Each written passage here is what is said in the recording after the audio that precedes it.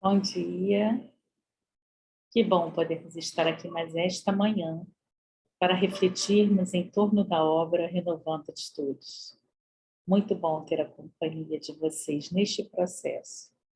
E juntos, nestes encontros de terças e quintas pela manhã, já vamos hoje para o capítulo 43, onde a Hamed nos convida a uma reflexão sobre o amor, mas mais precisamente sobre o amor aos nossos inimigos. E ele toma por base, o capítulo 12 de O Evangelho segundo o Espiritismo.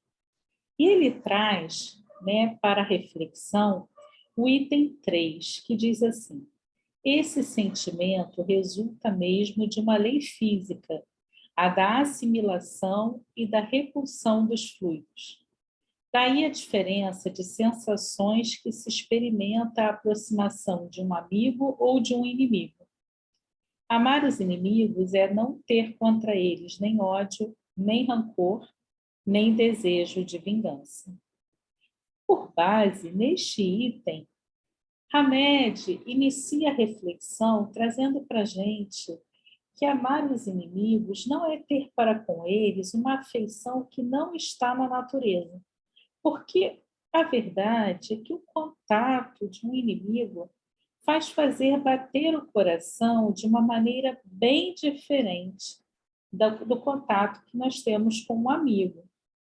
Na investigação profunda da raiva, do rancor ou da ira, devemos considerar os poderosos e irracionais impulsos de agressividade, espontâneos e inatos da psique humana. São emoções ou formações psíquicas que o espírito partilha, com o mundo animal, do qual faz parte e de onde evoluiu. Então, a verdade é que nós falamos muito sobre a necessidade de nós validarmos os nossos sentimentos. É preciso que a gente entenda o que a gente sente, até para que a gente possa adequar, esse sentimento diante da nossa própria vida. Mas quando a gente começa a investigar os nossos sentimentos propriamente dito, nós vamos ver que há sentimentos que nos aproximam mais daquele nosso lado instintivo, daquele nosso lado mais animal. À medida em que nós começamos a trazer consciência para os nossos atos e nós começamos a refletir sobre eles, nós vamos ver que esses sentimentos meio que perdem sentido. Por isso que Hamed nos adverte quanto a isso, que quando a gente pensa, naqueles impulsos, que a gente tem muitas vezes, naquele sentimento de rancor, de ira, a gente vai ver que muitas vezes os impulsos de agressividade eles são irracionais, Então são aquelas emoções que a gente ainda traz do nosso lado ainda mais primitivo. A moderna teoria evolutiva deve mais a Charles Darwin do que a qualquer outro evolucionista, pois toda a teoria evolutiva, ela foi construída na obra chamada A Origem das Espécies. Hoje está provado cientificamente que as criaturas humanas sofreram um processo de evolução extraordinário. Somente do hominídeo pré-histórico, denominado de Java, ou Pterocanthus erectus, até o homem moderno, transcorreram milhares e milhares de anos de desenvolvimento e aprimoramento do organismo do ser vivo. Dessa forma, não é possível separar a natureza de nós mesmos, pois também somos natureza, já que pertencemos aos mesmos departamentos da vida, desde o mineral, vegetal, animal até o homem. Na natureza, tudo foi criado com um objetivo e função, porque nada do que está em nós está errado. O que acontece é que muitas vezes nós usamos mal, ou seja, não aprendemos a usar convenientemente e dentro de um senso de equilíbrio as possibilidades mais íntimas da nossa alma imortal. Em nossos parentes distantes, os animais irracionais, existe aquele impulso do ataque e da defesa. Manifesta-se também em nós esse impulso, denominado instinto de destruição. É ele uma das primeiras manifestações da lei de preservação, da sobrevivência dos animais em geral, imprescindível para defendê-los dos perigos da vida. Hoje em dia, quando a gente pensa no termo raiva, a gente pensa sempre associando aquela ideia de crueldade, violência, vingança. Mas, se nós formos ver a base desse termo, é um termo que está associado a um estado de alerta, visto que essa energia emocional aguça todos os demais sentidos para uma eventual necessidade de proteção e apoio a qualquer fato ou situação que nos coloque em ameaça. Esse impulso natural possibilita à nossa mente uma maior oportunidade de elaboração, percepção e raciocínio, deixando-nos alerta para enfrentar e sustentar as mais diversas dificuldades. Ativa nossos desejos de realização, impulsiona ações determinantes para rompermos a timidez e os constrangimentos, encoraja-nos a nos colocar no meio social e estimula-nos a respostas de fuga diante das situações de risco. Respostas estas de defesa, de proteção.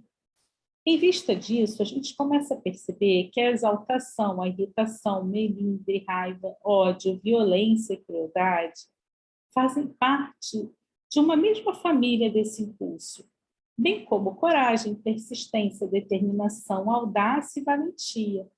Podemos sentir essas mesmas emoções em níveis diversos de intensidade, de conformidade com o nosso grau de evolução, conceituando esse ímpeto com nomenclaturas diversificadas. A etimologia da palavra emoção significa movimento para fora e pode ser conceituada como sendo movimento que sobe ou emerge em face de um possível estado de prazer ou dor. Emoções de construção, assim denominadas a simpatia e o afeto, aparecem como antecipação do prazer.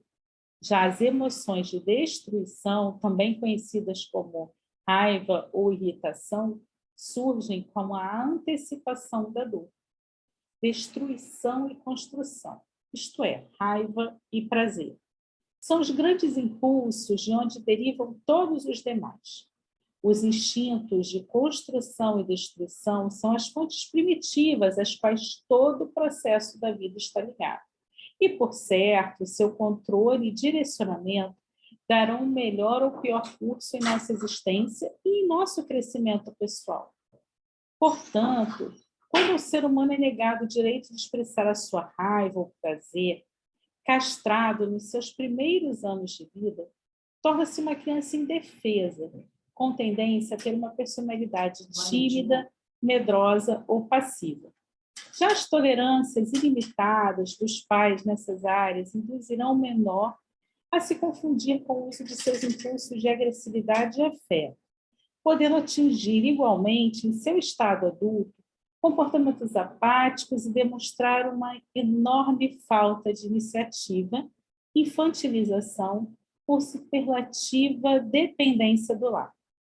Grande parte dos professores, tios, pais, avós, mantém uma forma de visão preconceituosa e obstinada sobre a raiva, soterrando os instintos inatos da criança, castigando-a e vendo-a como uma criatura má e imperfeita, a qual atribuem atitudes reprováveis. Por acreditarem que tais energias emocionais sejam completamente condenáveis e inadmissíveis, é que forçam os pequenos a serem a qualquer preço adaptados e bem comportados, à maneira deles. Isso irá gerar, mais adiante, posturas de isolamento e distanciamento dos adultos, por lhe ter sido negado o exercício de aprender a comandar suas mais importantes e primitivas emoções. Na contenção da raiva no adulto, notamos o escoamento do instinto para outros órgãos do corpo físico, surgindo assim a somatização, né, de toda essa raiva, de todo esse sentimento. A gente vai ver que as manifestações do descontrole dessas energias geram crises de fúria, predisposições ao suicídio, apatias, acerbações sexuais, paralisias histéricas, sentimentos de culpa, fobias e outros tantos transtornos espirituais e mentais. Todas as vezes que somos incomodados ou defrontados com agressores, o impulso de raiva vai surgir. Ele é automático. É o nosso estado de alerta, que nos vigia e que nos defende de tudo aquilo que pode nos comprometer ou destruir. Nas criaturas mais amadurecidas, contudo, os impulsos instintivos moldaram-se à sua mentalidade superior, e elas passaram a controlá-los, canalizando-os de forma mais adequada e coerente. Esses dois impulsos fundamentais, o prazer e a raiva, nesses mesmos indivíduos foram depurados em seus estados primitivos, atividades eróticas e violentas, e transformados nas atividades das áreas afetiva e de iniciativa com determinação. Essencialmente, porém, é preciso dizer que o ato de transformação do impulso de destruição não requer a anulação ou extinção dele em nossa intimidade, e sim o aprendizado de transmutá-lo, observando o que diz literalmente a palavra transformação, oriunda do latim trans, que quer dizer através de, forma, o modo pelo qual uma coisa existe ou se manifesta, e ação, que é a ação. Entendemos, por fim, que é através das nossas ações que vamos mudar as formas pelas quais a raiva se manifesta, sem, todavia, que precisemos aniquilá-la ou exterminá-la. Com essa visão, a proposta salutar de canalizar e sublimar a agressividade é promover-nos profissionalmente, criando atividades educativas, usando práticas do esporte e de outras tantas realizações. Todos aqueles que se dedicam às atividades nas áreas da criatividade, como poetas, pintores, oradores, escultores, artesãos, escritores, compositores e tantos outros, fazem parte das criaturas que direcionam os seus impulsos de agressividade para a arte em geral, de certo modo sublimando esses sentimentos. Por sua vez, os que se exercitam fisicamente constituem exemplos clássicos daqueles que escoam naturalmente para o esporte sua energia de raiva. Outros tantos a transformam, redirecionando-a para as atividades junto aos carentes, nas obras e instituições de promoção e assistência social. Quando as crianças insistirem em cortar, destruir, quebrar, arrancar, esmagar, torcer, bater ou amassar, estão apenas manuseando as suas emoções emergentes de raiva ou seus impulsos agressivos, para que saibam usá-los no futuro com controle e conveniência. Em vez de censurá-los e criticá-los, devemos oferecer-lhes o material adequado para que essas manifestações possam ocorrer plenamente sem dissabores ou demais prejuízos. Desse modo, amar os inimigos não é, pois, ter para com eles uma afeição que não está na natureza. Nossas emoções são energias que obedecem às leis naturais da vida. São previstas nos estatutos da lei da destruição e da lei de conservação e agem mecanicamente, pois são disparadas ao detectarmos os nossos adversários. Não obstante, o contato de um inimigo faz bater o coração de maneira bem diferente do de um amigo. Quer dizer, a emoção energética da raiva ativa a glândula suprarrenal, que libera adrenalina no sangue. O coração acelera, a pressão arterial sobe, a respiração se intensifica, os músculos se contraem. Daí, nós sentimos essa sensação estranha, incômoda mesmo, né? Em síntese, amar os inimigos ou adversários, na interpretação do ensino de Jesus Cristo, não é nutrir por eles né, ódio ou qualquer propósito de vingança, nem mesmo desejar-lhes mal algum. Acima de tudo, o mestre queria dizer que as nossas emoções inatas de raiva, no nosso atual contexto evolutivo, essas emoções elas não querem, na verdade, destruir, né, nada do que está fora de nós, como se fazia nos primórdios da evolução. Ao contrário, elas querem nos defender, destruindo conceitos, atitudes e pensamentos dentro de nós, os quais, né, nos tornam suscetíveis e vulneráveis ao mundo e, consequentemente, nos fazem ser atacados, machucados.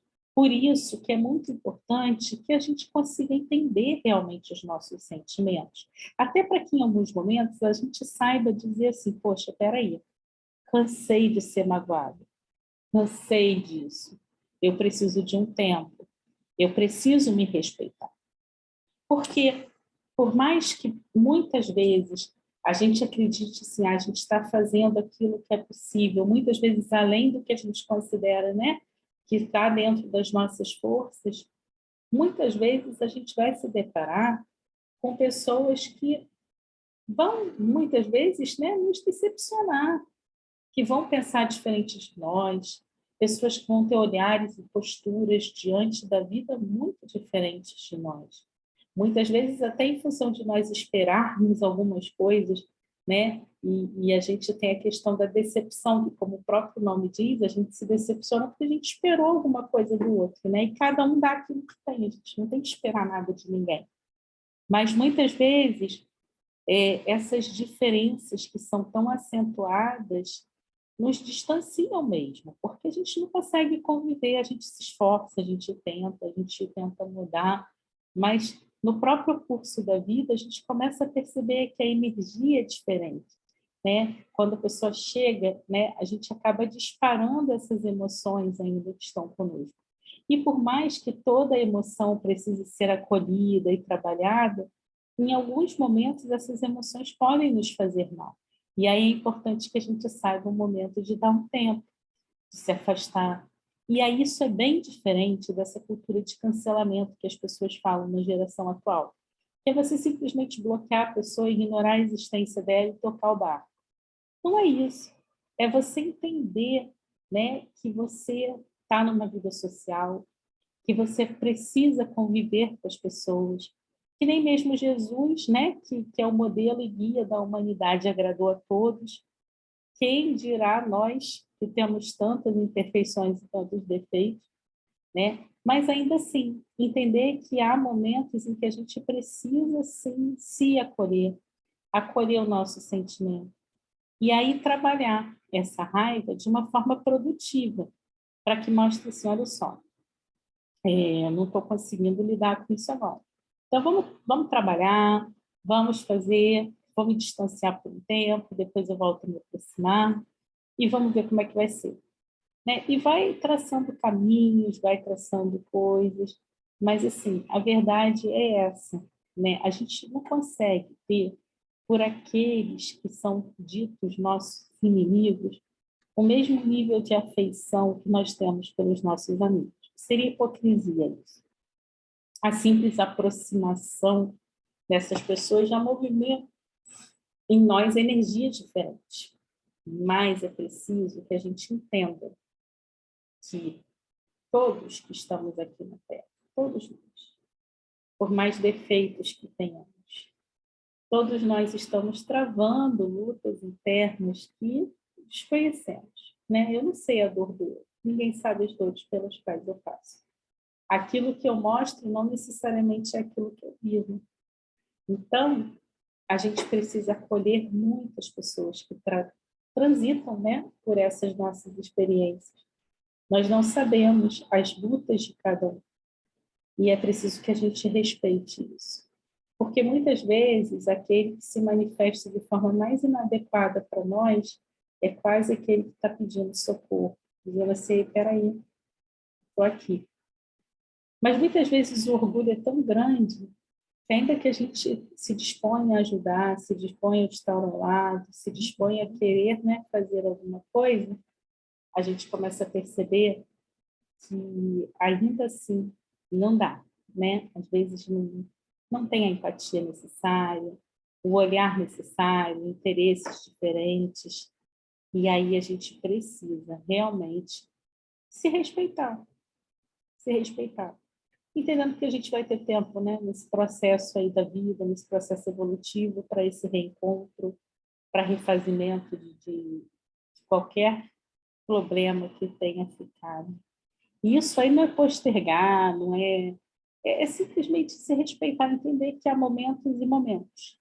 Há um momento da gente buscar ser mais humilde, de guardar nossa dor no bolso para ajudar o outro, mas tem momentos também que a gente precisa respeitar os nossos sentimentos e fazer algo que seja bom por nós, né? E isso faz parte. E a gente precisa trabalhar isso. E aí é interessante porque Hamed fala que os impulsos, né, de prazer e da raiva, eles têm lá sua mesma essência, mas a raiva nos aproxima mais de um instinto primitivo.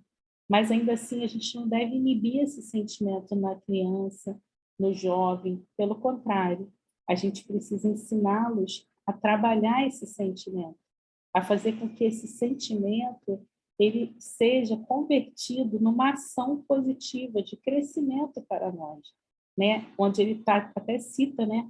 Usar o termo transformação no sentido literal da palavra, né? A gente fazer a mudança e mudança dentro de uma perspectiva de ação, sem ficar parado esperando que o mundo vá mudar, que as coisas vão mudar, que as pessoas mudem. Não, nós vamos buscar mudança para as nossas próprias vidas, porque nós somos os protagonistas da nossa própria história. Nós fomos criados simples e ignorantes, Deus nos deu livre-arbítrio, nos deu as possibilidades de escolha no caminho, mas nos deu, né, como filhos que somos, como partes da criação, como partes da natureza, essa essência divina que precisa ser trabalhada e desenvolvida. E ela vai ser desenvolvida através da convivência real, sincera e honesta com o mundo. E quando a gente estiver preparado, que a gente se aproxime e que a gente possa crescer junto sempre, né? Esse é o propósito, que a gente possa seguir nascendo do progresso, serenos, confiantes, trazendo paz em nossos corações, na certeza de que progresso é lei natural da vida. Mas, ainda assim, a forma como progredimos, a velocidade com a qual esse progresso chega, ela é muito relativa. E a gente precisa respeitar o tempo da natureza, porque é um momento que a gente precisa, sim, né, plantar, regar, para só depois, né, adubar, para só depois a gente poder colher, poder crescer, né? Mas tem o processo lá, precisa germinar primeiro. E assim são as relações humanas, principalmente essas relações que envolvem, né, incompatibilidades de pensamento, de gênios, formas de enxergar a vida, com todo o respeito que é necessário nas relações humanas, mas muitas vezes a gente precisa respeitar, sim, dar esse tempo para depois retomar, e aí retomar de uma forma mais consciente, mais tranquila, mais serena. Mas o mais importante é que a gente sempre mantenha o respeito uns pelos outros, que a gente sempre trabalhe o tanto de humanidade que há em nós, e que a gente traga sempre, sempre o ensinamento cristão na prática de nossas vidas, fazendo aos outros somente aquilo que gostaríamos que os outros fizessem a nós. Muita paz a todos. Que Deus nos abençoe.